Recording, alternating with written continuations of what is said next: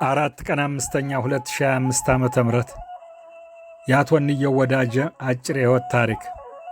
ክቡር አባታችን አቶ እንየው ወዳጀ እንደ አውሮፓ አቆጣጠር በ12/5/2024 ዓ.ም በተወለዱ በ103 ዓመታቸው ከዚህ ዓለም በሞት ተለዩ። በሞታቸው ባለትዳርና የ10 ልጆች አባት ያየሌ ልጆች እሚታ ነበሩ። ነፍስ ይማር ብለን ለዓመታታቸው መታሰቢያ ከዚህ በሚከተለው ግጥም እንዲህ ስንል አንበን እናሰማለን። የግጥም ደራሲው ካሳው ማሮ በትነኝ ከልጆች የተዘጋጀው ግጥም እንዲህ ይላል። ከእኛ እስከ ተለየህ አባቴ እንዴት ነህ? ልጆች መጥተን ደርሶ ዓመታት ሙሳይቱን ጋግረን ቄሶች ሊፈቱህ መንግሥተ ሰማያት ገነት ያዋርስህ። የኢትዮጵያ መኳንንት የአገሬ ገበሬ በግጥም በዜማ በድምጤ ቀምሬ ያሳለፈው ዓለም ይነገራል ዛሬ። አርሶ እያመረተ ቦይ ፋፍን በሬ ሸርፋው ሰፊ ነበር የጥሩ የጥሬ።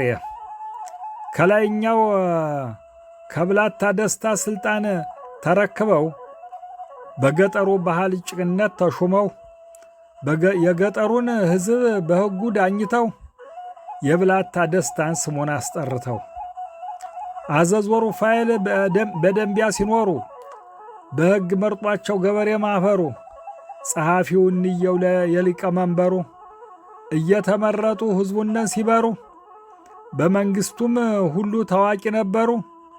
ገቡ ኢየሩሳሌም ከቅድስት አገሩ።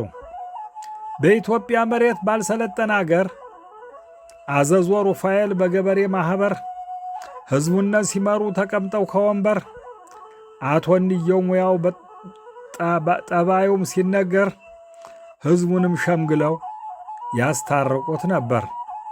ያሳለፉት ሁሉ ግብርና ሲነገር የበሬ ዕቃው ልዩ ማረሻና ድግር የተስተካከለው ሞፈርና ቀንበር አብልቶ የሚያጠግብ ከተማና ገጠር አርሶ እያመረተ የልጁ ገበሬ ከበረት የወጣ የላሙ ልጅ በሬ ሸርፋው በጓሮ የጥሩ የጥሬ እንዲህ ነበር ብዬ ለሁሉ ነግሬ በጎረቤቶቹ በአገሩ አስመስክሬ።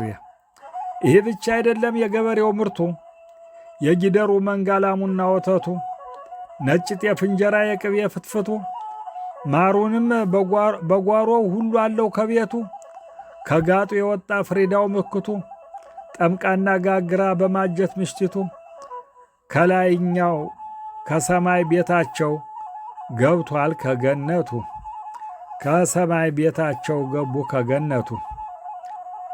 ዓለም ወርቅ ጥሩየ ፍስሐ ሁላችሁ ደመቁና ግብጡ ደርበው አብራችሁ በለጠች አራጋው ሙሳይት ጋግራችሁ በላይና መስፍን ልጆቹ ሁላችሁ አባታችን ታሞ ሐኪም ቤት ብንወስድ ዳኛው አዳልቶበት ይሙት በቃ ፍርድ እጅ እግሩን አስረው በቀጭን ገመድ ከሰው በላው መሬት አገቡት ጉድጓድ።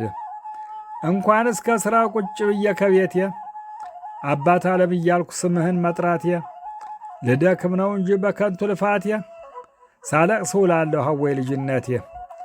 ዛሬም በዓመታት በቀብርህ ደርሰን ከቀብርህ በላይ ችቦ አበባ ኑረን ስምህን በዜማው በግጥም ቀምረን በእንባ እየተራጨን ተመለስነ ዙረን።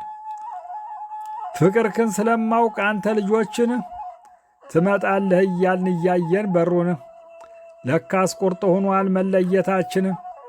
መንግሥተ ሰማያት ይማር ነፍስህን ይላሉ ልጆቹም። እኔም የግጥም ደራሲው ይሄንን አንብቤ ለዓመታታቸው መታሰቢያ ያልከዋለሁ። በእርግጥ የቀኑ ቀን ተነቧል እና ነፍሳቸውን ይማር።